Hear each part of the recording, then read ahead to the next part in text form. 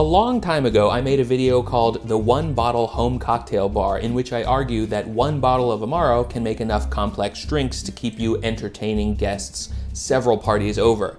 That's still true, but there is a technical inaccuracy in the way in which I was talking about Amari. As you can tell by my refined and correct usage of Amaro's plural form, I'm no longer chained to a platonic allegorical cave wall, stuck thinking of Amaro only as dark and medicinal like Averna. Now, I know all about Campari, an Amaro that deserves its own video, Cynar, an Amaro made out of artichokes, and the sweetest, brightest, most familiar of them all, Aperol. Aperol is, by the hair of its navel, still technically classified as a type of Amaro. If you can think of Campari as 80% bitter and 20% sweet, Aperol is like the opposite.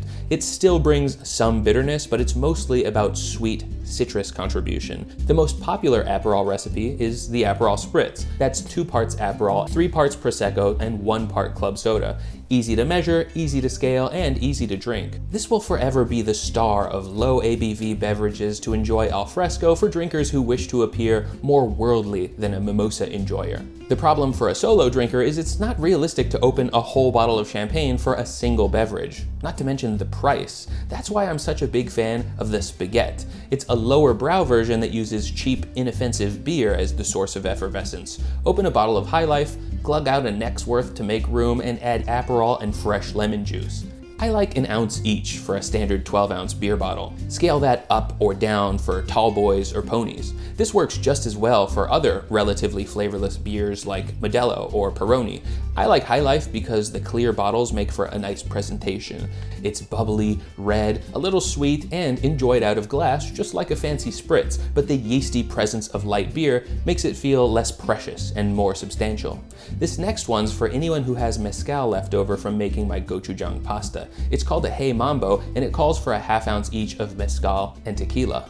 If you're a big fan of that intense, smoky flavor, you can simplify it by going mezcal the way, but cutting it in half makes it a lot more approachable. Think of this drink like a friendly pina colada, but with smoke and bitterness to make it swanky and sophisticated. Last summer, I was throwing these things back like crazy, but I finally slowed down after reading the nutrition facts on the back of the bottle of Coco Royale. Ew. Whoops. If you're flushed with cash, here's your excuse to try the Paper Plane. It uses equal parts lemon juice, Aperol, bourbon, and Amaro Nonino. My big tip with this one is to really shake the hell out of it. You need the ice to aerate and dilute the sweet and sour intensity of all of these ingredients. Take note of all the reasons why this is such a great cocktail to make for yourself at home. It's equal parts of everything, so it's easy to measure, even if all you had was a thimble or a bottle cap. It doesn't need a big, fussy, crystal clear ice cube to present nicely, and it doesn't require you to open a whole bottle of champagne or vermouth to make one.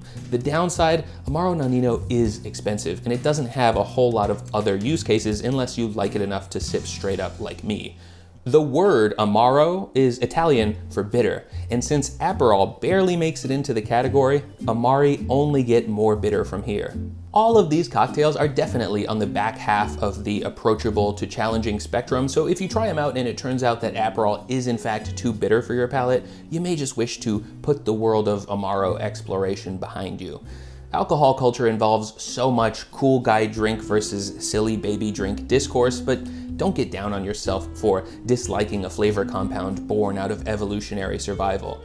I don't know why I only allow myself a sweet pink tropical drink if it has a little bit of punishment mixed in. Is it my Mexican nature to associate flavor with burning spice, or my Catholic upbringing that made enlightenment inseparable from suffering? Classic nature versus nurture.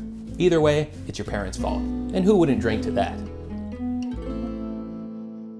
Z-Biotics has paid to be mentioned at the end of this video. Z-Biotic is the world's first genetically engineered probiotic. It was invented by PhD scientists to tackle rough mornings after drinking. When you drink, alcohol gets converted into a toxic byproduct in your gut. Z-Biotic produces an enzyme to break that byproduct down.